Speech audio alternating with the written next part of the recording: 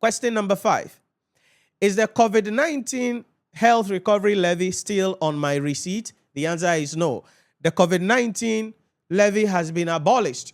Now, as at the time of shooting this video, allegedly, there are some institutions still printing out the VAT system with a COVID-19 levy on it. As at the time of shooting this video, early 2026, I'm hoping that the GRA is going to guide them and they are going to be modifying their system, because they are not supposed to collect any COVID-19 levy again, because effective 1st January 2026, the COVID-19 levy has been abolished. And as it has been abolished and no longer in the tax system or in the VAT mechanism, it is supposed to be removed from any calculation. So if after watching this video, or you recently buy something from someone or in a shop somewhere and they print out a receipt and you saw COVID-19 levy on the receipt, you have to go back there and then tell them to do the right thing and refund. They should refund that money back to you, because it is illegal. They are not supposed to collect it, and you can report that as well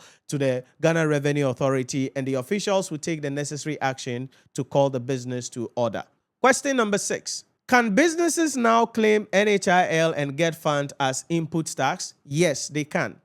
Again, under the previous VAT system, NHIL and GET fund were not claimable, receivable. In other words, the only thing that you can get a relief for was the actual VAT element. But now, under the unified system 2026 reset, you can get the NHIL as a relief, GET fund as a relief, then the VAT itself as a relief. Again, this means that technically the total cost of doing business will reduce, because under the previous system, even if you buy from a VAT registered agent and you're also a VAT registered agent, only the VAT you can get as a relief. So the NHIL and the GET fund, you were not getting it. So effectively, that contributed to your cost. But now, since you are going to get relief from both the VAT and then the NHIL, effectively, your cost of production would have to reduce as a business at the end of the day. So yes, you can get relief now for the NHIL and the GET fund. Question number 7. Are any items still VAT-free? Yes, there are quite a number of items that are still not subject to VAT. For example, sachet water, live animals, poultry, livestock, and medical supplies, they remain exempt supply, okay? Also, locally manufactured textiles are 0 rated, and the purpose is to support the made in Ghana products. So, yes, there are still some items that are VAT-free, okay? The reform, it's not bringing more items into the pool. There are still some items that are not subject to VAT. Question number 8. What is the penalty for not issuing a VAT receipt? Now, this is a heavy one, and the penalty can be up to 50,000 Ghana cedis or 3 times the amount of tax due, whichever is higher. That's the idea. So up to 50,000 Ghana cedis or 3 times of the amount of VAT due, whichever is higher. Now, the Ghana Revenue Authority is now using what is referred to as the e-VAT system to track transactions in real time, so that it will make it harder for businesses to hide their transactions. I believe you have experienced this before. You go to a business and you are buying, and they will ask you, do you want a receipt? But they are supposed to issue a receipt. Then they will ask you, do you want a receipt? Then you say yes. Then in some cases, they even have 2 separate receipts.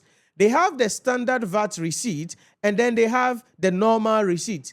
In some cases, they will issue the normal receipt to you. So if you are somebody who knows, because I've experienced this over and over again, then I'll ask, are you not a VAT registered entity? Because it is there that they are a VAT registered entity. They have their VAT certificates there and everything. Why are you not giving me a VAT receipt? Then you say, oh, sorry. Then they will now write a VAT receipt for you. So it's something. Now, what it means is that technically they have charged VAT on the product which they are selling. However, they are not bringing it into the system so that GRA can come and collect it. So the digitization, the e-VAT system, I think it's going to help to a large extent if there is more significant monitoring. And I think that is why also the threshold has been increased from 200,000 to 750,000 Ghana cedis, because at that point, it means you are a serious business. And if you're a serious business, definitely you will have the necessary systems in place to ensure that the Revenue Authority can track you as much as possible.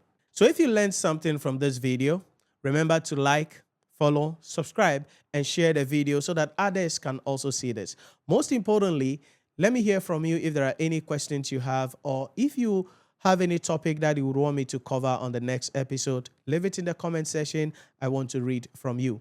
If you want to enroll as well in our courses to study under my mentorship for your ICA, ACCA, CIMA, or ICAG examination, you can head on to our website, NhyiraPremium.com, or download the Nhyira Premium mobile application on the Google Play Store or the App Store to complete your enrollment. You can also send us a message on WhatsApp or call us 050-114-9296. 050-114-9296. Complete your enrollment today to join our community. Let me hold your hand, provide you with the blueprint that you need with the team here. Let us assist you. This is our mission. This is what we do. This is what we are called for. And we have the resources, the skills, the expertise needed to help you to pass the examination. So visit our website, NhyiraPremium.com, to read more about us.